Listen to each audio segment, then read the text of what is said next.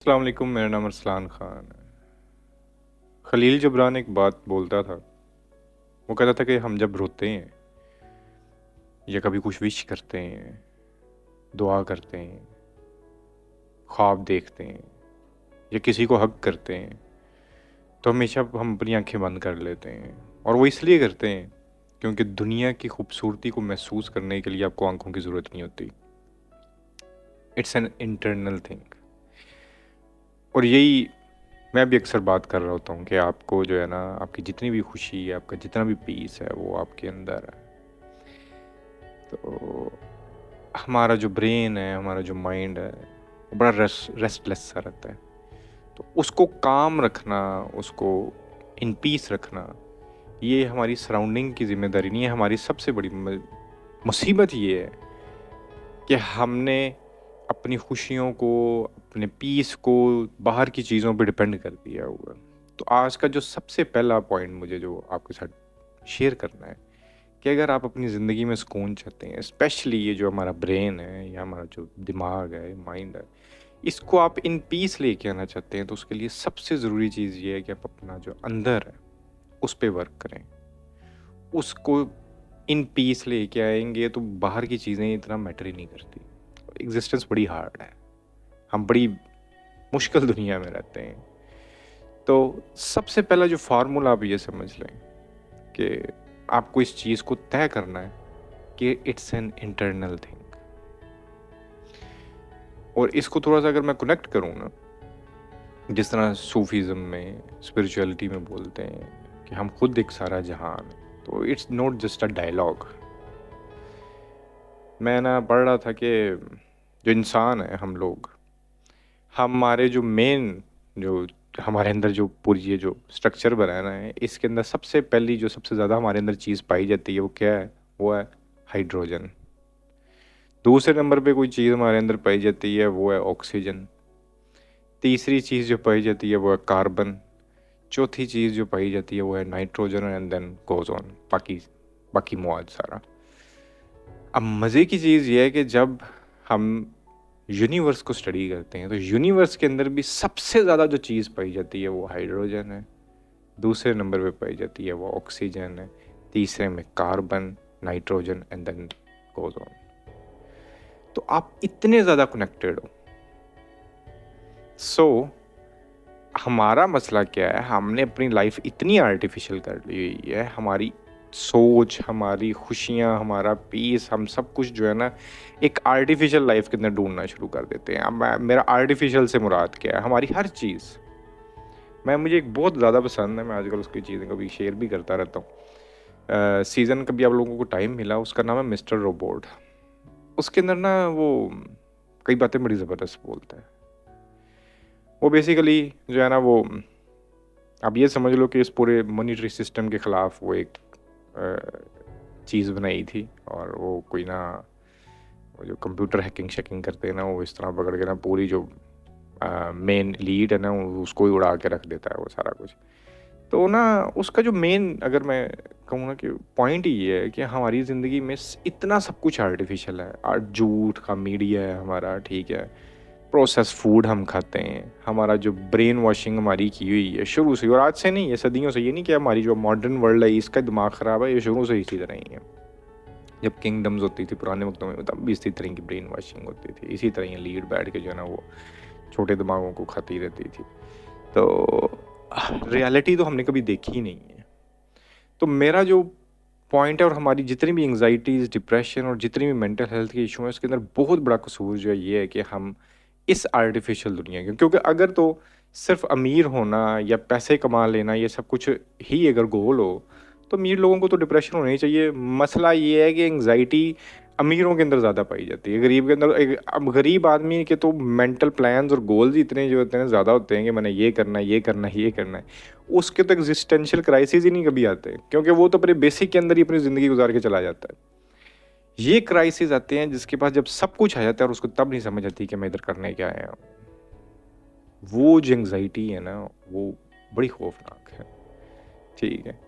और फिर वो ढूँढता है, रास्ते ढूँढता है कि अच्छा इसका क्या करना है, इसका क्या करना है। तो पॉइंट इज़ कि इस आर्टिफिशियल नॉनसेंस, इस आर्टिफिशियल बकवासियत के पीछे आपने नहीं जाना।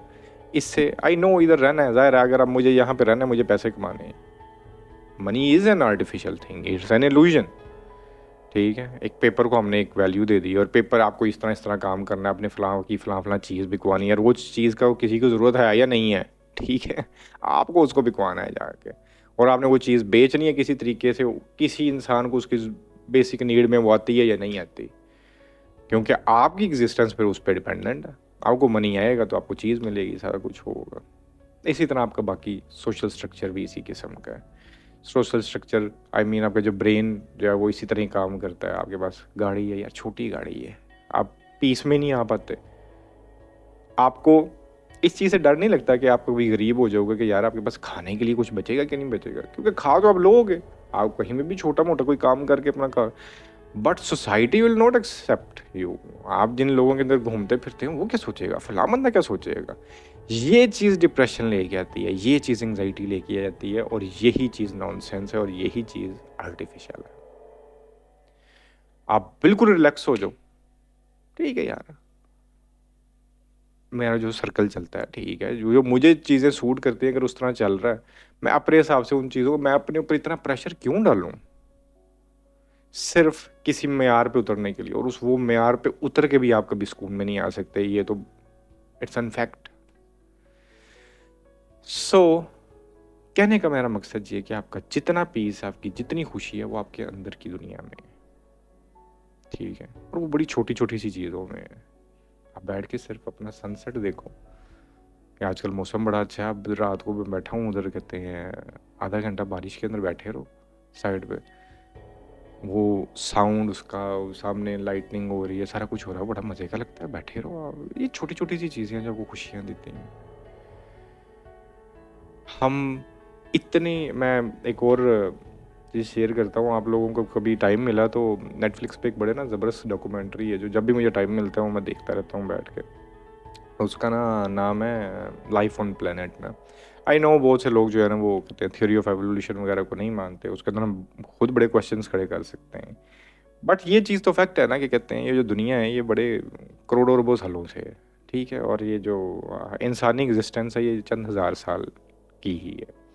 तो अब उधर पहले क्या होता रहा, अब बेसिकली सच क्या है, झूठ क्या है, सच वही है जो आपको आपको पीस दे दे, ठीक है। अब मेरा नज़रिया ये है, मेरा सोचने का तरीका ये, जब मैं उसको देख भी रहा होता हूँ, कि बिल्कुल शुरू में 40-50 लाख साल इस दुनिया के अंदर सिर्फ जो है ना ये छोटी छोटी वो जो घास के अंदर कभी आप मट्टी के अंदर देखेंगे ना, ग्रीन ग्रीन सा हो जाता है, वो फंजाई एल्जाई, यही चीज यही थी, और फिर उसके अंदर से एक पौधा उगता है, ठीक है, और इतनी एक्सटिंक्शन होती हैं इस दुनिया के अंदर, वो रेडी हो रही है, मतलब इसको सिर्फ सोचना आप कि दुनिया जो है वो किसी चीज़ के लिए रेडी हो रही है, बार बार मास एक्सटिंक्शन होते हैं। कभी छोटा सा एक प्लैंक्टन इसको बोलते हैं ना, आई नो ये बड़ी अजीब सी टर्म्स हैं, बस ये समझ लो कि एक छोटा सा कीड़ा समझ लो उसको, ठीक है, वो इतना छोटा है कि उसको माइक्रोस्कोप से देखना पड़ता है, ये जो समुंदर है ना उसकी तह के ऊपर ऊपर वो होता है, और वो एक टाइम आया कि उन्होंने कार्बन इतना अंदर ले लिया कि वो सारे मर गए। और आज भी हम जिस तरह प्लास्टिक समुंदर और इधर उधर फेंकते हैं, वो जितना जितना खाता है, अगर वो किसी दिन मर गया ना, वो मास एक्सटिंक्शन होगी दुनिया के ऊपर, और 80% जो था ना वो जानवर मर गया था इस पूरी दुनिया के अंदर, सिर्फ उस छोटे से छोटे से इंसेक्ट के मरने की वजह से, क्योंकि वो उसकी वजह से समुद्र के अंदर ऑक्सीजन लेवल ही खत्म हो गया था, वो कम हो गया था, सारी मछलियां सब कुछ मर गया। इसी तरह फिर हुआ, फिर एक टाइम आया, क्या कहते हैं, इतनी हीट होगी दुनिया के अंदर के दुनिया का बहुत बड़ा हिस्सा जो है वो पहाड़ों में से लावा निकलना शुरू हुआ, और वो लावा ही लावा हो गई, और फिर उससे पहले बड़े जानदार थे जो सारे मर गए, फिर दोबारा से शुरू हो। ऐसा होता है कि रिफाइन करती रही है दुनिया, और वो तैयार होती रही है किसी चीज़ के लिए। तो मेरा तो ख्याल है क्योंकि इसमें कभी कोई कॉन्शियस नहीं था आया, हमने आना था शायद, इंसान ने आना था शायद, क्योंकि राइट नो हमें इतना पता है कि इर्द गिर्द आस पास और तो कोई कॉन्शियस हमें नहीं भी नज़र आया, जिसको अपने कॉन्शियस का पता हो वो इंसान ही है, जिसने अपने ऊपर गौर किया, इसके इर्द गिर्द पे गौर किया, और सबको देख के बोला कि सुभान अल्लाह, क्या ज़बरदस्त जगह है, क्या ज़बरदस्त एग्जिस्टेंस है, ठीक है। और इसको ऑब्जर्व करता है, इसको एंजॉय करता है, इसको देखता है। Now we are part of this nature, और ये हम एक शायद बहाना है इस नेचर का अपने आप को देखने का, ठीक है। तो कितनी खूबसूरत चीज़ है ये,